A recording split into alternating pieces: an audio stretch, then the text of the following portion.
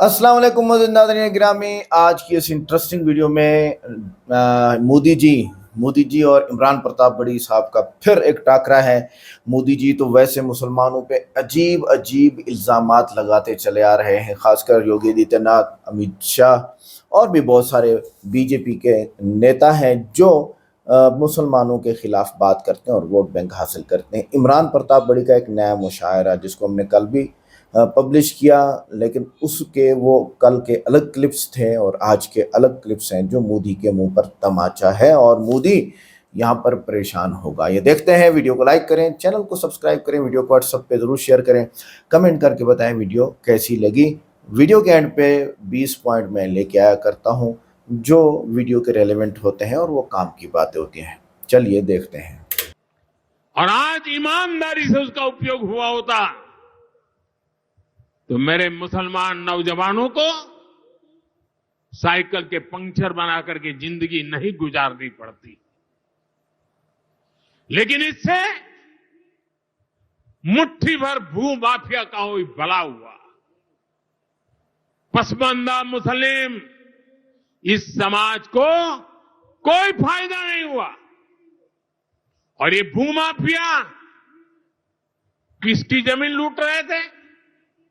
ये दलित की जमीन लूट रहे थे, पिछड़ों की जमीन लूट रहे थे, आदिवासी की जमीन लूट रहे थे, विधवा महिलाओं की संपत्ति लूट रहे थे। सैकड़ों विधवा मुस्लिम महिलाओं ने भारत सरकार को चिट्ठी लिखी, तब जाके कानून की चर्चा आई है। दरअसल प्रधानमंत्री जी जिस पद पर बैठे हैं कभी कभी भूल जाते हैं उसकी गरिमा क्या है। वो ऐसी भाषा का इस्तेमाल कर रहे हैं जो बिल्कुल जो सोशल मीडिया का ट्रोल इस्तेमाल करता है, पंचर बनाते हैं। ये कौन सी भाषा है? ये प्रधानमंत्री को शोभा नहीं देती, पहली बात। दूसरी बात, आपने पिछले 10 साल में 11 साल में इस देश के युवाओं को इस स्थिति में ला दिया है कि उनके पास पंचर बनाने के अलावा और पकौड़ा तलने की सलाह तो प्रधानमंत्री ने खुद दी थी। तो आपने इस देश के युवाओं को रोजगार के लायक तो छोड़ा नहीं है। यही एक रोजगार बचा है, या तो वो पकौड़ा तले या तो वो पंचर बनाए। प्रधानमंत्री जी, मुसलमान सिर्फ पंचर नहीं बनाता है। मैं गिनाना शुरू करूंगा तो बहुत सारी चीजें ऐसी हैं कि मैं गिनाऊंगा कि मुसलमानों ने क्या क्या बनाया। लेकिन ये समय वो समय नहीं है कि मैं ये चीजें गिनाऊं और आप तंज करें। कांग्रेस पर आप आरोप लगा रहे हैं कांग्रेस हमदर्दी रखती है। मैं आपसे पूछना चाहता हूं कि आप नफरत करते हैं क्या? आप अपने देश के ही एक नागरिक समूह से नफरत करते हैं क्या? अगर आप नफरत ना कर रहे होते तो आपने मुख्तार अब्बास नकवी को, शहनवाज हुसैन को, एमजे अकबर को, जफर इस्लाम को, सबको डस्टबिन में क्यों डाल दिया? इसका मतलब आप नफरत करते हैं। आप वक्फ बिल ला करके आज कह रहे हैं मुसलमानों का भला करना चाहते हैं, पसमानदा मुसलमानों का। आप बताइए, उस बिल को पेश करने के लिए लोकसभा में आपके पास एक भी मुस्लिम सांसद नहीं। आप मुस्लिम महिलाओं के हुकूक की बात करते हैं। आपका लोग किसी भी लोकसभा हो, राज्यसभा हो, देश का कोई भी विधानसभा हो, एक भी मुस्लिम महिला सदस्य नहीं आपके। आप जो बिल लेकर के आए हैं और उसको उसके समर्थन में आप जो तथ्य रख रहे हैं वो दोनों झूठे हैं। ये किसने कह दिया तुमसे कि बस पंक्चर बनाते हैं? ये इधर जो लोग हैं ये थोड़ी बहुत दाद देते हैं, जो पीछे बैठे हैं वो कसम खा के आए हैं। उन्हें लग रहा है कि उनकी दाद दिखाई नहीं पड़ेगी, सुनाई नहीं पड़ेगी। मैं आपको यकीन दिलाता हूं, आप दुआएं दे करके बताएं, मैं इंशाल्लाह आपकी धड़कनें सुन के बताऊंगा। यहां से वहां तक थोड़ी देर बिल्कुल मेरे रंग में रंग जाइए।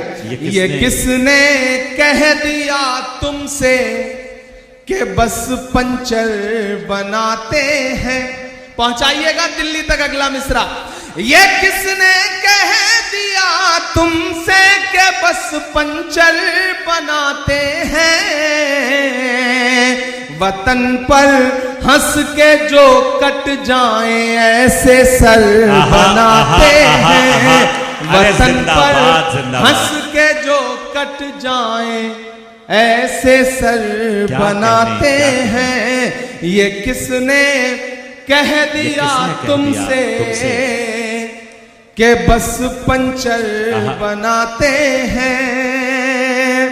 हमारा शायर साथी तबरेज हाशमी भी बैठा है, मैं शेर पढ़ता हूं।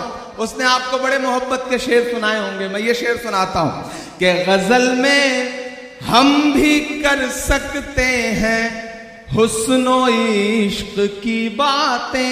गजल में हम भी कर सकते हैं हुस्नो इश्क की बातें। गजल में हम भी कर सकते हैं हुस्नो इश्क की बातें, मगर हालात हमको मोम से पत्थर बनाते हैं। अरे सुभान अल्लाह, मगर सुभान अल्लाह। हालात क्या कहने, वाह वाह, मोम से पत्थर बनाते मगर हालात हमको मोम से हैं।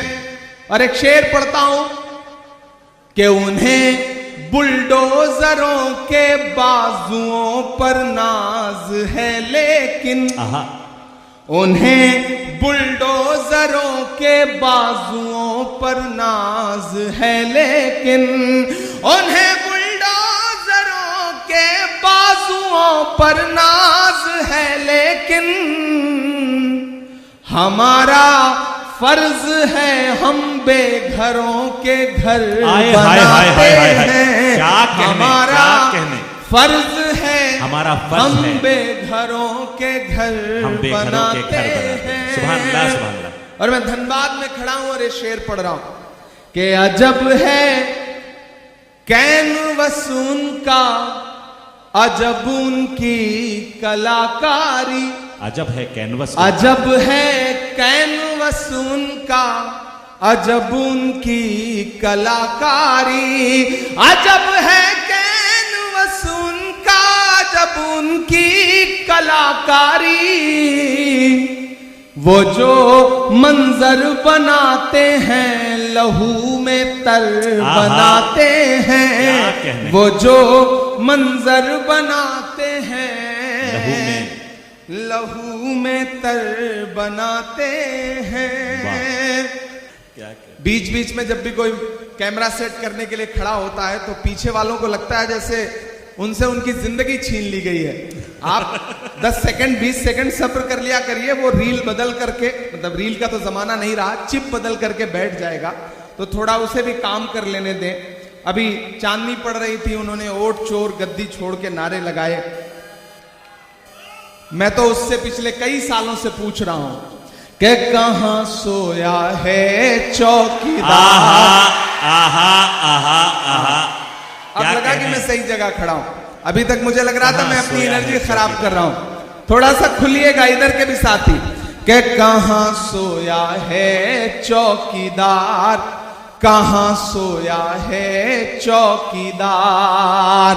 विजय माल्या नाक के नीचे से हो गया फरार। कहां सोया है चौकीदार, कहां सोया है चौकीदार।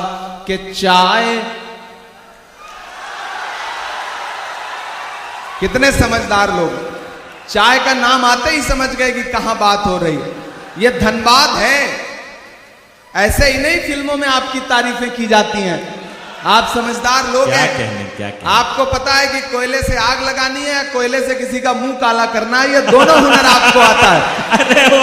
कहां सोया है चौकीदार। वाला माइक दे दीजिएगा, ये माइक ऐसा लग रहा है जैसे नरेंद्र मोदी जी ने भिजवाया है। वाला माइक ले आना। कहां सोया है चौकीदार, कहां सोया है चौकीदार। इस तरफ रखें, इसको रहने दीजिए, दोनों रहने दीजिए, दोनों से काम चलाने की कोशिश करता हूं। कहां सोया है चौकीदार। के चाय,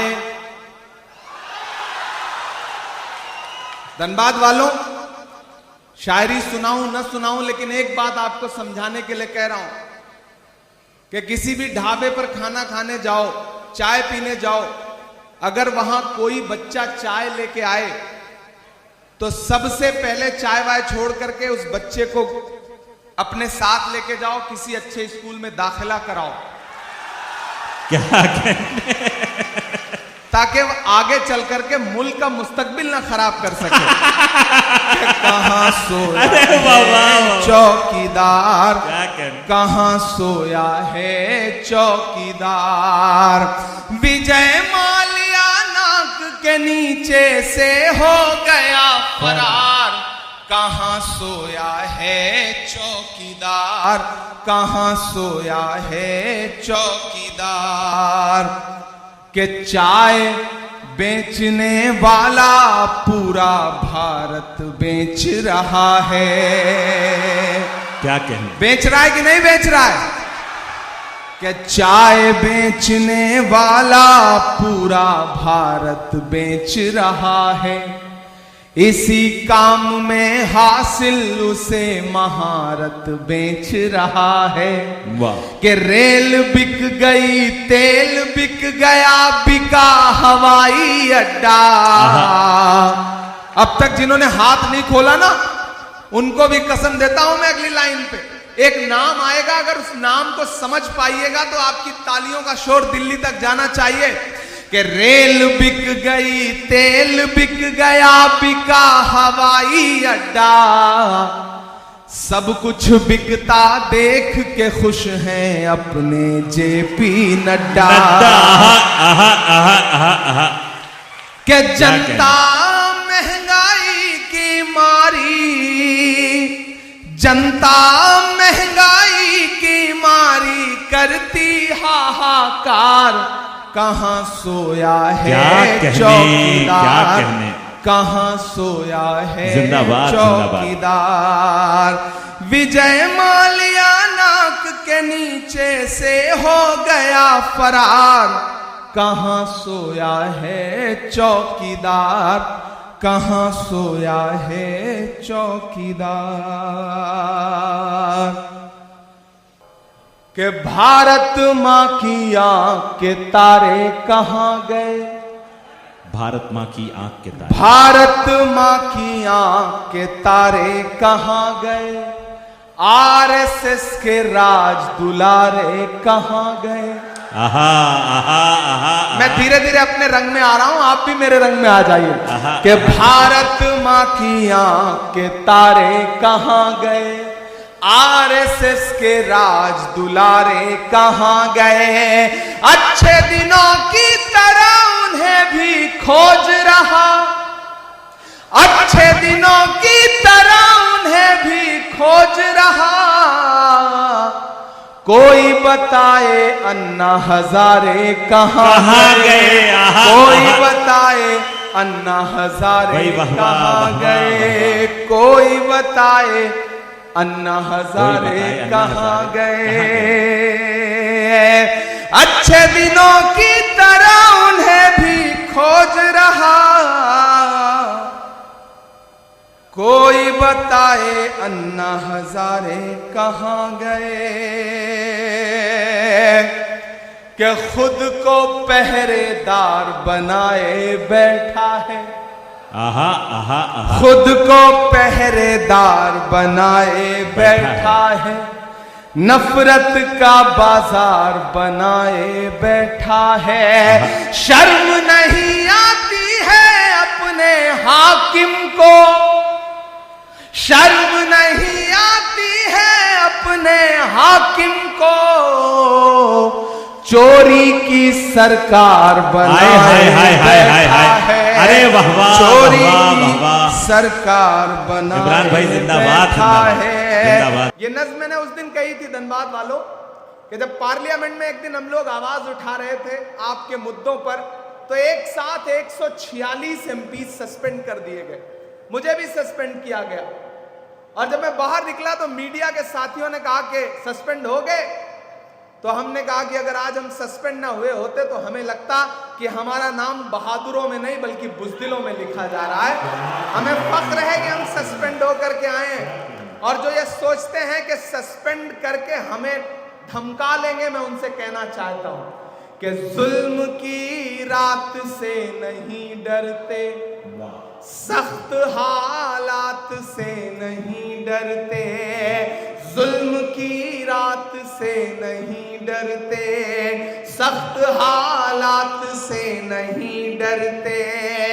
तुमको तारीख ये बता देगी, तुमको तारीख ये बता देगी। हम किसी बात से नहीं डरते, हम किसी बात से नहीं डरते। झूठ के हाकिमों के चेहरे पर, झूठ के हाकिमों के चेहरे पर आईना हम दिखा के निकले हैं, नारे हक लगा के निकले हैं और भी सर उठा के निकले हैं। मैं माइक पे सांसद बन के नहीं बल्कि शायर बन के खड़ा हूं, और शायर जब बोलता है तो कभी कभी उसकी कही गई बात अपने अहद का आईना बन जाती है कि हर सितम का जवाब आएगा, देखना इंकलाब आएगा। तैयार रहना चौथे मिसरे के लिए कि हर सितम का जवाब आएगा, देखना इंकलाब आएगा। अच्छे दिन का किए थे जो वादा,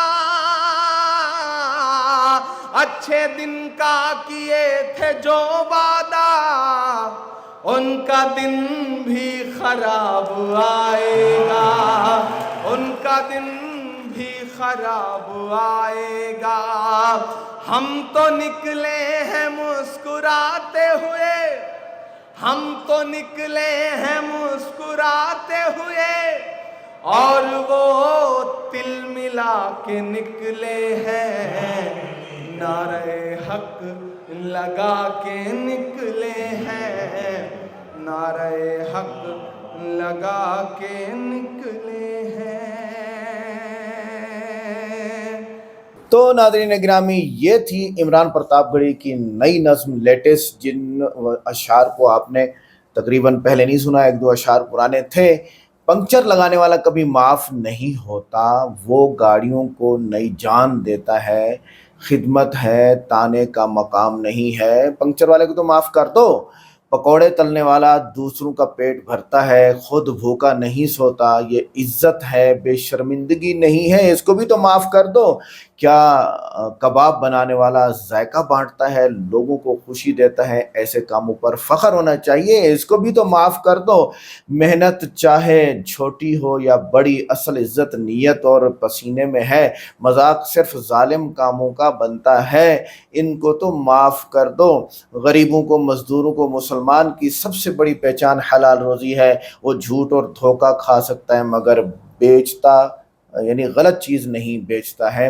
ये तो आप लोगों का तजर्बा है, इनको भी तो माफ़ कर दो यार, मेहरबानी करो। अच्छा, पंक्चर लगाने वाले के बगैर गाड़ी आधे रास्ते में रुकी रहती है, तो बता ज़्यादा अहम कौन है, गाड़ी का मालिक या पंचर लगाने वाला? पकौड़ा बेचने वाला अपने घर का नहीं, कई और घरों का भी चूल्हा जलाता है, ये खिदमत है। कबाब वाले के पास हिंदू, सिख, मुसलमान सब मज़े खाते हैं, लेने आते हैं, ये रोज़ी फ़िरका नहीं बांटती, इनको तो माफ़ कर दो। अल्लाह के नज़दीक मेहनत कश की नींद बादशाह से ज़्यादा कीमती है। ये बात कोई सियासी जलसा नहीं समझा सकता, जैसे आप लोगों को गलत समझा रहे हो। ऐब वो है जो दूसरों का हक खाए। मेहनत करने वाला तो इज्जत वाला है, तंज तुम पर बनता है मोदी जी। और हर पेशा लोगों को सहूलत देता है, सहूलत को ताना बनाना दरअसल अपनी अकल को ताना बनाना है। जैसा कि इमरान प्रतापगढ़ी ने कहा कि कहीं अगर कोई बंदा बच्चा आपको चाय बेचने वाला मिले तो उसको स्कूल में दाखिल कर देना, वरना तुम्हारा मुल्क बेच देगा। मोदी पर यह ताना था। मुसलमान हाथ फैलाने वाला नहीं, हाथ से कमाने वाला है, यही खुददारी सबसे बड़ा जवाब है। तारीख गवाह है कि मुसलमान जहाँ कई इल्म व हुनर दिया करते थे, वरना पंक्चर भी तो तुम खुद नहीं लगा सकते, वरना तुम्हें ये इल्म और हुनर मिलता भी। आज हिंदुस्तान में हर बड़ी सनत में कारीगरी मुसलमानों के हाथों की मोहताज है, ये हकीकत है। तुम्हारी माइशत इन्हीं छोटे कामों पर खड़ी है, इनको ताना देना अपनी बुनियाद को हिलाना है, ये भी हकीकत है। इज्जत मेहनत में है, चाहे काम छोटा लगे, जिल्लत उनकी है जो सिर्फ दूसरों की मेहनत खाते हैं, ये भी हकीकत है। मुसलमान की कमाई हलाल है, इनमें खून और आंसू नहीं, असल शर्म की बात लूट मार और रेप्स हैं जो कि इंडिया के अंदर लड़कियां गलत काम करके पैसा कमाती हैं, खासकर हिंदू लेडीज़।